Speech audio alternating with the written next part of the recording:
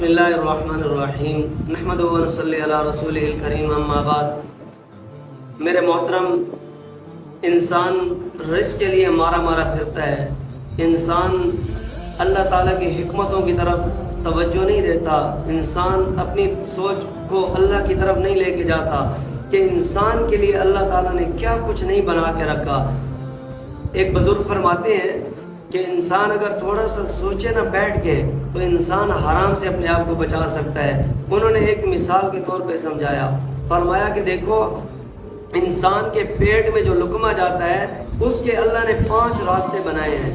فرمایا پہلا راستہ اس لقمے کو پیٹ تک لے جانے کے لیے انسان کے ہاتھ اللہ نے بنائے کہ جب تم لقمہ لے رہے ہو تو لقمے کو ہاتھ جب پکڑتا ہے تو ہاتھ بتاتا ہے کہ یہ لقمہ گرم ہے یا ٹھنڈا ہے، اس کو منہ کے اندر لے جانے کے قابل ہے یا نہیں ہے، یہ لقمہ پیٹ کے اندر لے جانے کے قابل ہے یا نہیں ہے۔ ہاتھ اس کی اندر کی پہچان کرا دیتے ہیں کہ گرم ہے کہ ٹھنڈا ہے۔ پھر جب انسان اس کو منہ کے قریب لے جاتا ہے تو فرمایا ناک کے اندر اللہ نے ایک حس رکھی ہے سونگھنے کی، فرمایا اس کا ناک انسان کا اس رزق کے بارے میں بتا دیتے ہیں کہ یہ لقمہ تازہ ہے یا باسی ہے، آج کا ہے یا پرانا ہے، تازہ ہے یا گندا ہے۔ فرمایا اس کی پہچان اللہ کروا دیتے ہیں کہ اندر جا کر کہیں یہ تیرے معدے کو، تیرے مثانے کو، تیرے اندر کے پیٹ کے سارے سسٹم کو خراب نہ کر دے۔ ناک اس کو جب تک قبول نہیں کرتا اس وقت انسان منہ میں نہیں ڈالتا۔ فرمایا جب منہ میں ڈال لیتا ہے تو تیسرا راستہ انسان کی زبان ہے کہ انسان کی زبان چکھ کر بتا دیتی ہے کہ یہ لقمہ میٹھا ہے، نمکین ہے، ترش ہے، کھٹا ہے، کڑوا ہے، کس طرح اس کا ذائقہ ہے۔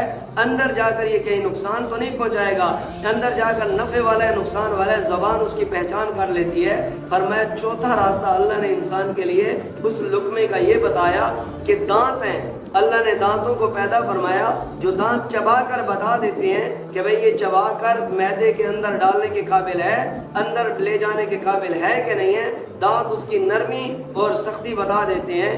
لیکن میرے بھائی یہ 4 دروازے اللہ نے پہچان کے لیے انسان کو دے دیے، ایک دروازہ انسان کے حوالے کر دیا۔ فرمایا یہ لقمہ گرم ہے یا ٹھنڈا ہاتھ بتائیں گے، یہ لقمہ تازہ ہے یا باسی ناک بتائے گا، فرمایا یہ سخت ہے یا نرم دانت بتائیں گے، فرمایا یہ میٹھا ہے یا کڑوا زبان بتائے گی، لیکن یہ حلال ہے یا حرام ہے۔ میرے بھائی یہ انسان کی اپنی سوچ پہ اللہ نے چھوڑ دیا۔ جب 4 راستے اللہ نے بنا دیے تو انسان کو 5واں راستہ بھی ایسا اختیار کرنا چاہیے کہ جو پیٹ کے اندر لقمہ جائے، جو انسان کے اندر وہ حرام لقمہ ہوگا تو اللہ کے محبوب پیغمبر نے فرمایا ایک لقمہ حرام کا چلا جائے تو وہ جسم کبھی جنت میں داخل نہیں ہوگا۔